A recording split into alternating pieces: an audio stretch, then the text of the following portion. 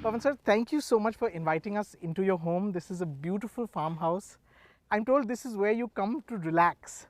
This is where you come to indulge your two favorite passions, which is gardening and farming. Yeah, I do. Actually, I'm allowed to live here, but due to my work, I'm forced to be in the city. I'm told you're quite serious about the farming. You actually plow the land yourself, Yeah, you plant the seeds yourself. I do that. It's not just a passing hobby. No. I really, truly am connected to this. I have to ask, is that what keeps you grounded? Is that what keeps you rooted? Given that you're in a profession where it's very easy to be swayed into believing your own hype. I think it connects me to my being. The more I'm connected to the land and trees and everything around me, it gives me a very basic connect. It doesn't make me to lose my basic connect with myself. I think that's what happened.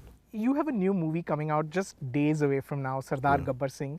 It's a big film. There's a lot of money at stake. You've written the film yourself. You're one of the producers of the film. It's going to be released extensively in Hindi as well.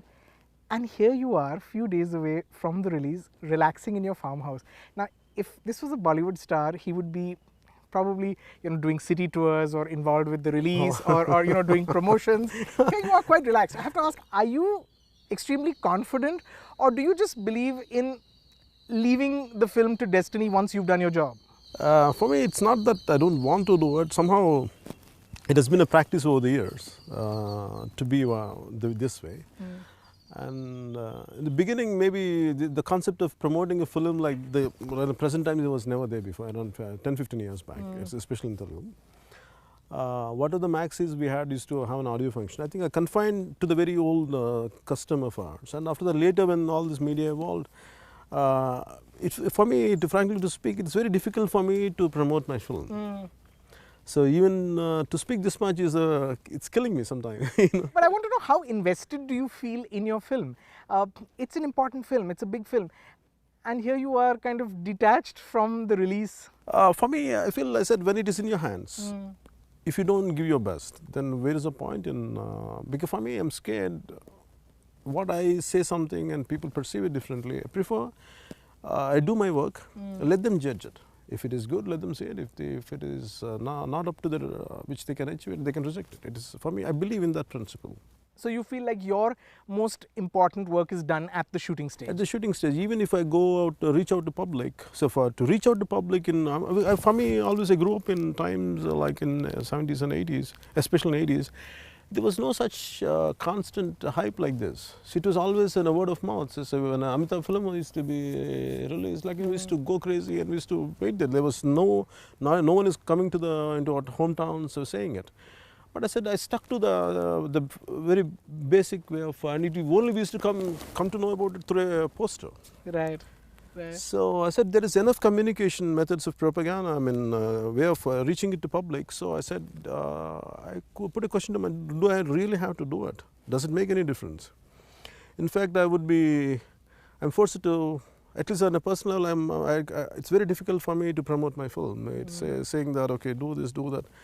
What I feel great, what I feel good, maybe what if people don't believe in it, if people don't buy it.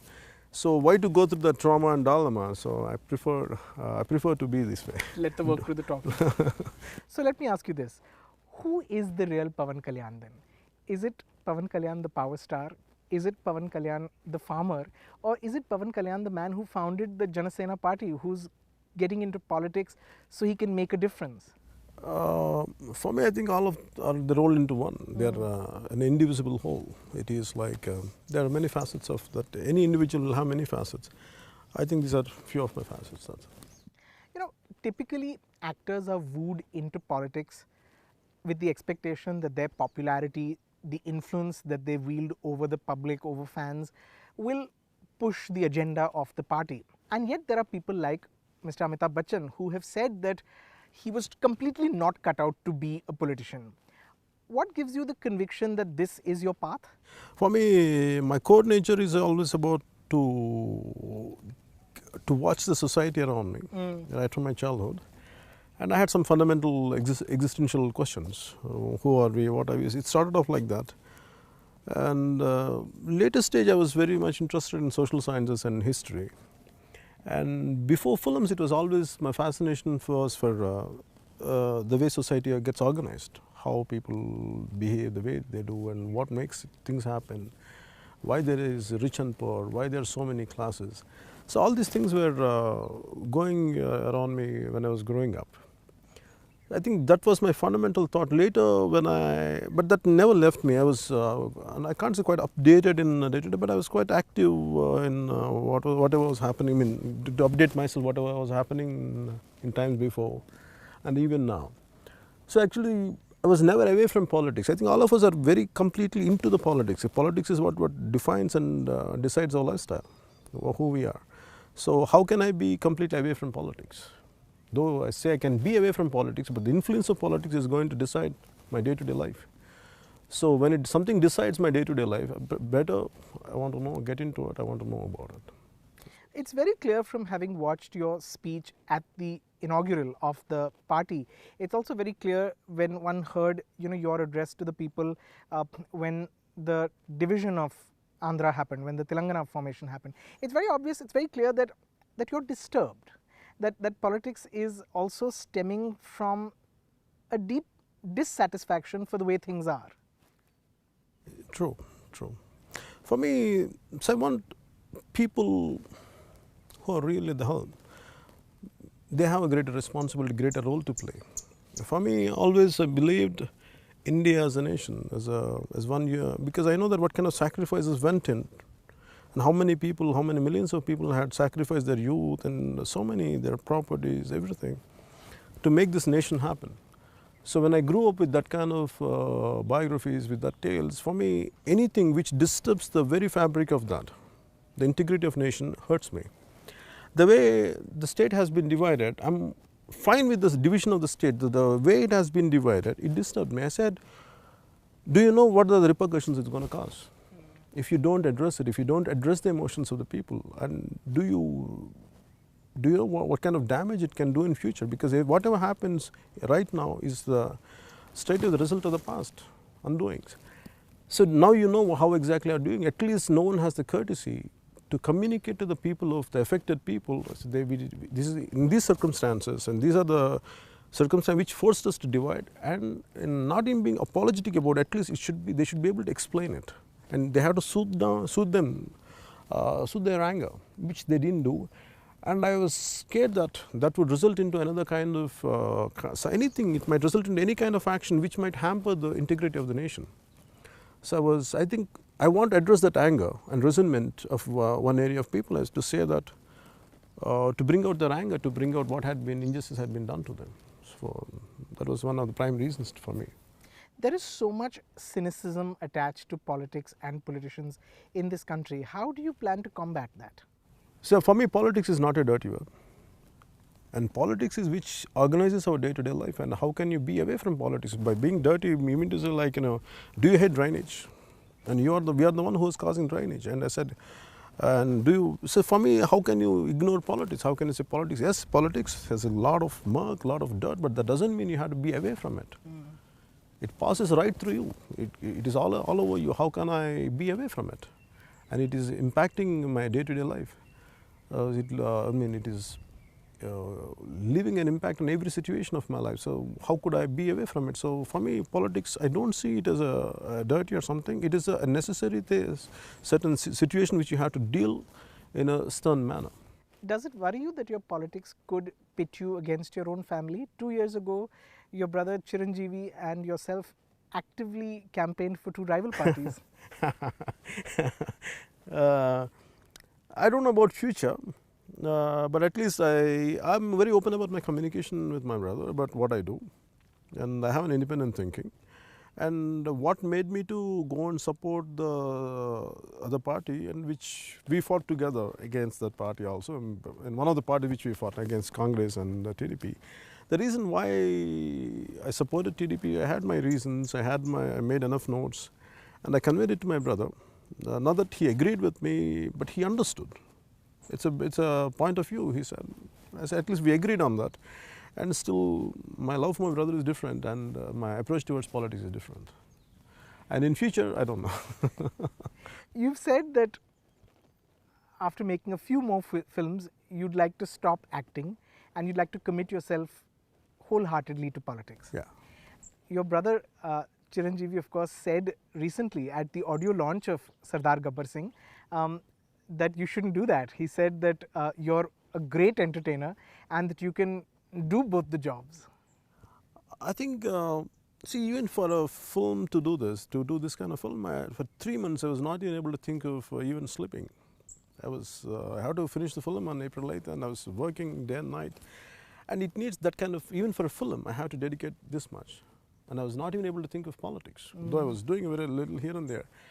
But not to the extent. That means if you're deciding, if you're coming into politics to decide the destiny of people, to work for the people, I think you should be more completely involve yourself. That is the reason what made me to say that I can't just do justice. Has your love for making movies kind of ended? No, my passion for movies will never end. My passion for always I love storytelling. So I prefer to confine for storytelling in different, whatever in the way of producing a film or writing a film, everything I'll confine to that. Okay. Now, you've repeatedly said that you're an untrained actor, you're an accidental actor. Yeah. And yet you've reached these dizzying heights of success. It's widely believed that your popularity, your success stems from the fact that the audience sees you as one of their own. They see you as someone they know and they recognize. Yeah, you're not a larger than life figure. You're someone they can relate to. One amongst them. That's yeah, right. Yeah. Do you feel, is that a fair observation? Yeah, that's a fair observation. I don't know. I myself don't feel like I'm an actor. I never felt like an actor. I never felt, sometimes even people recognize me, I feel a little uncomfortable. I think, do they know me? Sometimes I actually, though I knew it, I'm an actor, but deep down, always I have a doubt, do they recognize me or how do they know me? Sometimes I get this, I know it is stupid to think like that, but still I get those kind of thoughts. Right. Your family is so deeply entrenched in the film business. Your elder brother, of course, is one of South India's great superstars, Chiranjeevi. Your nephews, Ram Charan, Allu Arjun, Allu Suresh and Sai Dharam Teja, they're all actors. Is acting inevitable for your children as well? I don't think that way. If I don't force anyone to be whatever they want to be, I don't deny them. At the same time, I don't encourage them. If they want whatever they want to, whatever the kind of thinking pattern, whatever they want to unfold, to become whatever they want to be, I let them be what they want to be. But I don't force anyone to become, because I'm an actor, you don't become, not necessarily. My father was a police guy. Right. So not necessarily I had gotten into police. Would you be okay if your daughter wanted to be an actor? Yeah, I'm fine with that. Pawan sir, starting with Gabbar in 2013 and on to Sardar Gabbar Singh now, there's clearly a shift, right? I mean, these are masala movies. These are big, larger than life entertainers. Very different from Toli Prema or Kushi or Jalsa, which are the films that they loved you in, the films that kind of made you the superstar that you are, the power star that you are. Was this conscious? Did this come along? Is this? No, for me, see, I love a realistic film. But deep down, I love very realistic. You said that. That's right. Deep down, a very. Your influences are world cinema. Yeah, I'm actually really moved by world cinema and European cinema and all. But at the same time, it was a very difficult choice for me to communicate, to convey a story to the Indian audience. And because we have rich story traditions. Right. So we have a song and dance. We have so many variations. And also, by nature, I think by Indians, we're trained in such a way, end should be always happy. Kavyam, we call it as kavya. Anything has to end with a happy ending. And hero should always succeed and villain should go down because it is the fundamental principle of nature. Right. Evil has to be punished. Correct. The good has good to versus rise. evil, right. So I prefer that format and I know, I believe in it. Okay. Actually, truly I believe in it. So if you go, there are day-to-day problems, there are enough day-to-day problems in life. Okay, you go to a theatre and there are enough problems. Even if you read a newspaper, you have enough pain and tragedy to be read, and you go watch a documentary, there's enough pain. So when it comes to a film, I want the realistic elements to be there. At the same time, you don't try to be too preachy. Don't try to be, you're not giving any solutions, but entertain it, lace it with a lot of entertainment and say the same issue. In Sardar Gabbar Singh, there's a lot of action, as we can see from the trailers. Does action get harder as one gets older? Definitely, there's no doubt about it. But for me, it never affected me in a way. In fact, I never rode a horse before till Gabbar Singh series happened. Okay. So for me, someone told me to ride a horse. I never sat on a horse before. Maximum was I was holding a horse in one of my films. So straight away they took me to the shoot in Gujarat. They told me to sit on a horse. I said, I think you should gallop. They expect that I know about it. So I can't tell them that I don't know about horse riding. I was scared. And I was thinking, then I spoke to the horse for a while. I was communicating to it. I said, darling, I don't know much about horse and much about you. I'm sorry. Please help me to finish this shot. And somehow it took me, I think it came out well. After that, I got the hang of horse riding. Now, your fans have been saying for some time now that they would love to see you collaborate with Rajamouli. Any discussions, any talk ever? Has there been any conversations? No. Because only I think once I think met him. I met him 2-3 times. But once we met in one of my audio functions, I think when fans and were they asked him. That's right. When they were asking the same thing. But for me, and he said, ask Pawan Kalyan. I don't want things to be planned or organized. I want them to happen and unfold. Right. And also for me, I don't design things. I want it to, because I need a lot of inner preparation. I want films to happen. I want films to choose me, not that I want to choose films. But did you see Baahubali? No, I haven't seen. Because hardly, even I haven't seen my own films for the last four films. I haven't seen them. Okay. Apart from my dubbing, I don't see them. You know, I have to ask you, Baahubali recently won the Best Film Award, the National Award for Best Film. And that put kind of Telugu cinema... Best actor, best film? Best film Okay. Across the country. Oh. And that kind of put Telugu cinema back in the spotlight. Do you feel like that's important? Do you feel like that helps the industry? Not necessarily. It is it could be one of its kind. It might remain as one of its kind. Not necessarily like all the films can be Bahubalis. No, not necessarily. You have a passionate legion of fans. They hang on to your every word. They watch your every move. Online, you know, in the internet now has become almost a battleground. Oh. I'm not sure how much you're aware, but you know, the fans of Pawan Kalyan versus the fans of Mahesh Babu, for example. I mean, there's like this constant rivalry going on. What's your own relationship with Mahesh Babu like? I mean, I know he did the voiceover in your film. Yeah, he did my Jalsa? voiceover, and also when in real life, I think he had some kind of issue and some kind of piracy. Piracy, you piracy. have come together on that. Yeah, I went and supported. I mean, that way I don't have any problem with any individuals. Right. For me, the film is just a way of showcasing each of the film. That's it. Beyond that, it's nothing on personal level. Tell me about your influences, because I've read so much and heard so much about the films that you've enjoyed, the kind of world cinema that you constantly keep yourself updated with. You named your son Akira, after of course your love for the great Kurosawa. Akira Kurosawa. Yeah. For me, I think a quite interesting thing was I was in Chennai. Maybe if I still go up in Chennai, so I used to go to German cultural center. So where they used to show a lot of German films. For me, beginning it was not to see. For me, it was a free thing. Go to some foreign embassy. They'll show you some films, and for me, it was an experience. Later, I got hooked to their thought process, the German films. Right. And also for Akira Kurosawa's film, for me, I was interested in the concepts. I never knew who Akira Kurosawa was. I accidentally happened to see one of his films through a friend of mine. So when I was seeing a lot of samurai, cuttings, playing with sword and all, I got hooked to it. Then later, as each year passes by, you see more deeper layers and more deeper connections, the way he unfolds the story, the way the characters reveal themselves. So for me, that has become a very fascinating study to know about filmmaking. Do you follow what's going on in Hindi cinema? Yeah, I do. But not to a great extent, but definitely Sure. I do. Sure. But definitely not all the big films. What have you enjoyed recently, perhaps? I don't know, my last film, recently I didn't do it, but last film I had seen was Chennai Express, which I enjoyed it. Yeah. And also, what I do is normally after all the films and also I like the director's film, Jab We Met. Imtiaz Ali. Yeah, I like his works. Okay. I really like his works. What are the ties that you have with Bollywood, if at all? I know you're a great admirer of Mr. Bachchan. I've read that. Personally, I don't know.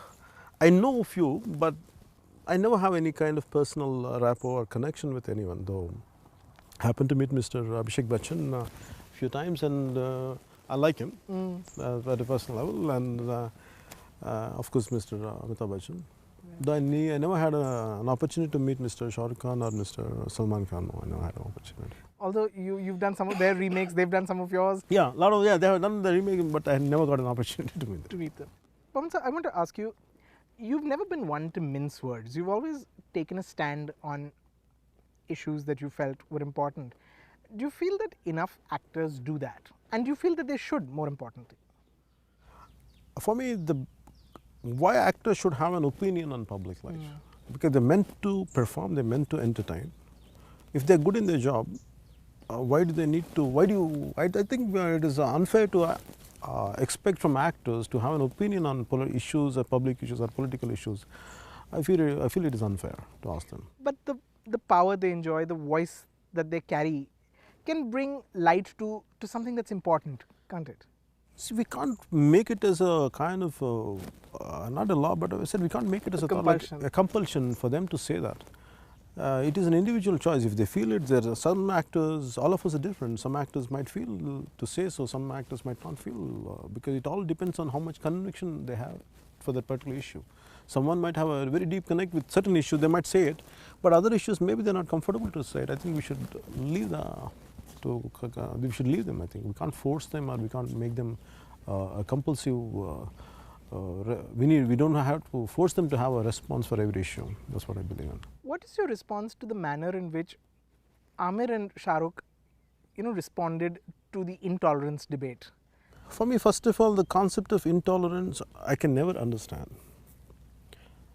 I have my opinions on so many issues. For me, especially actors should measure their words. If you say something, believe in it, stick to it. Don't run away from it. If someone believes there is intolerance, let them stick to their guns and prove their point through a reasoned argument. Don't be hasty, don't be that. If you believe there is a level of intolerance, make a very proper reasoned argument. Okay, this is why I feel this intolerant. But don't keep on changing your stand. Then don't say it just for the sake of saying it. Or even don't say it loosely, because it's going to impact the life. As you said, actors has a greater reach. That's right. Sometimes why I'm cautious, why I don't try to speak much is, if I say something, sometimes people who like me, they believe in me. What if I'm wrong? So that's why I have more greater responsibility to measure my words and the impact it's going to leave on people. That's why for actors, especially when you want to say something, the way I practice is measure your words, even if you want to communicate, okay, to what extent and what is it really needed? Are you going to really make a change? Or really, if it is painful, you say it through reason, through greater argument, and stick to your guns. Don't keep on shifting, because that creates a lot of confusion in the minds of people whom they want to communicate. Right. I want to ask you for your response, or how do you kind of look at the Rohith Vemula tragic incident? I mean, and I ask you specifically because it happened in your state. Yeah, no, it happened. Because for me, it is a quite painful thing to look at a student who ended his life in such a such a drastic manner. It's quite painful for me. But knowing this kind of issues, because I have a lot of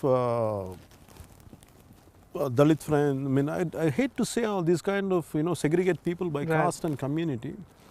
But I have a lot of insight in this kind of the concept. India can't be denied the caste struggle in India. We are made up of, it's a necessary evil in India which we can't avoid it, but we have to live with it. But how well we live it, that's what I believe in.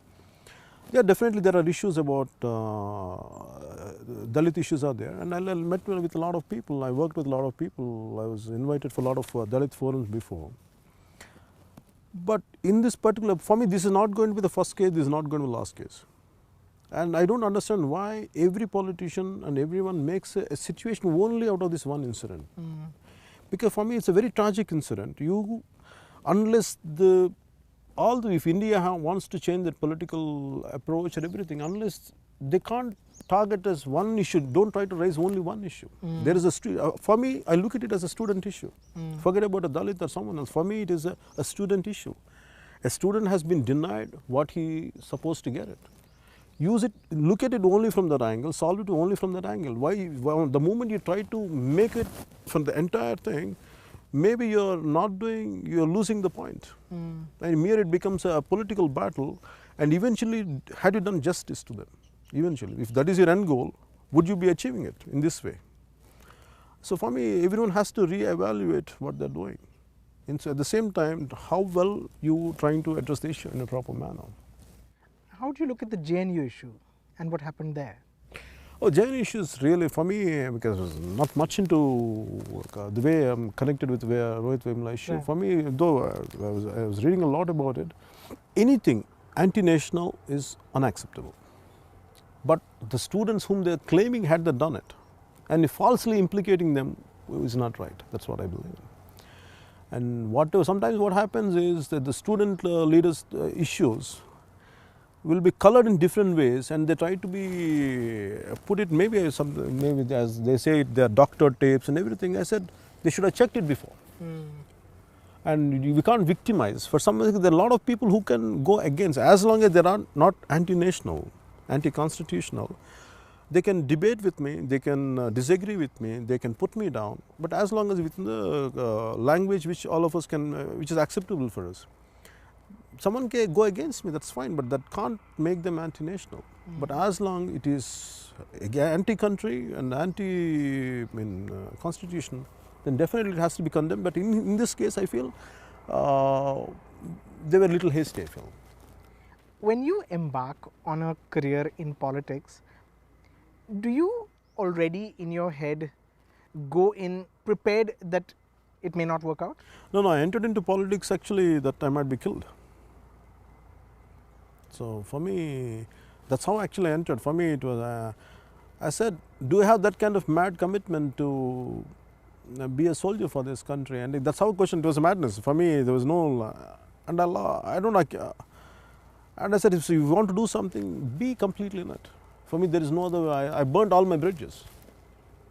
And I was not expecting a post, I was not expecting any success, nothing. For me, it is just the journey to walk on the path is more important than reaching the destination or the end result rather. How does your family respond to that? They're not comfortable, they're scared, they're irritated with me, they're angry with me, and that's why my personal life will be always in a mess. But this is me, I can't stop it. I try to stop it. It's not something I do, not that I don't want to do, I want to do it, but something inside pushes me to do it, otherwise I'll be And you said the germ has been there since you were a little boy. Yeah, right from ever since like I was 6-7 years, I knew it was there. So I was not able to avoid that. So I grew up with that. So it became a demon now, so I can't undo it. Wasn't there a point in your life when you also almost decided to become a brahmachari? I decided, I wanted to be, because for me it was quite strange when I keep telling my mother, I said, how come I ended up in marrying so many times? I said, and my mother keeps telling me, I said, you're the same guy who wanted to leave this place and go to Himalayas and become a brahmachari. What happened to this brahmachari and why so many marriages? So for me, it is a quite revelation for me, even for me. I said, because while I was doing it in the process, I never knew it. So once in a while when I look back, oh, so many things happen in my life. Oh. And still I don't understand that. For me, it's quite strange in that sense. So how much of the journey then is plotted? And how much of the journey is just, you walking down a path and kind of following which direction it goes? I can't say it is plotted, or I can't say it's for me. I think it's like the seed is there, and we just know we have to nurture it a little to become what it is. Anything. It's like look at one of the trees. The DNA is there already. Right. It just unfolds. It becomes what it's supposed to be.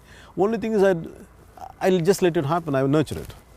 So I don't want to get it dried or something. I don't want it to die. Just whatever happens, whatever the entire destiny, whatever my role is, I'll play it. And as you get ready to embark on this journey into politics, what are the issues that are of most greatest concern to you? What are the ones that you really feel strongly about? For me, the fundamental thing is, one thing really affects me is the way we tag the issues. For me, a simple, every issue is tagged either with for example, I keep reading in papers or something, they say a Dalit woman has been raped. For me, a woman has been raped. That's the most painful thing to happen to anyone. Why do you put a tagline to it? And I want that thought process has to be corrected from every individual in this country.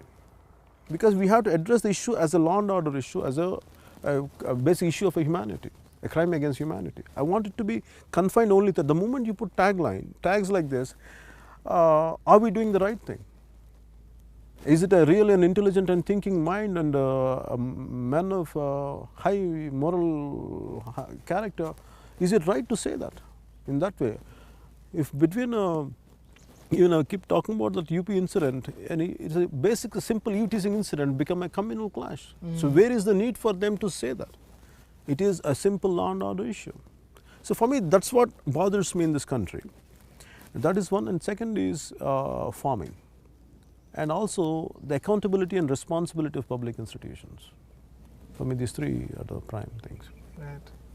I have to wish you all the best as you set off on this new journey. Hopefully we will not lose an actor to earn a politician. Hopefully you will find a middle ground, a middle path. I know you say that you'd like to put everything into that, but I guess your fans, I'm suspicious that your fans may not allow you to entirely give up what they love to see you do. Whatever destiny decides. Whatever destiny decides. Thank you so much. Thank you very much. Thank you so much.